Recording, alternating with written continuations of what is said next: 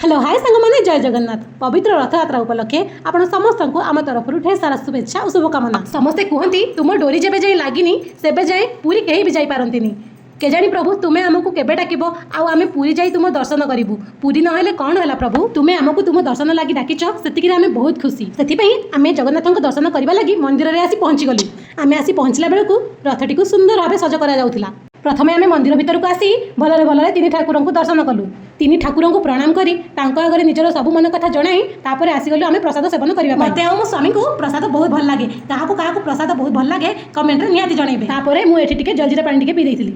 आगरे बड़ भाई बलभद्र पछरे सानो भाई जगन्नाथ मझिरे आसुचंती आम सुभद्रा प्रभु को झुली झुली आसुथिबार देखि आखि लाखि जाउथिला। किछि समय पर प्रभुंकर रथ टाणा आरंभ होला।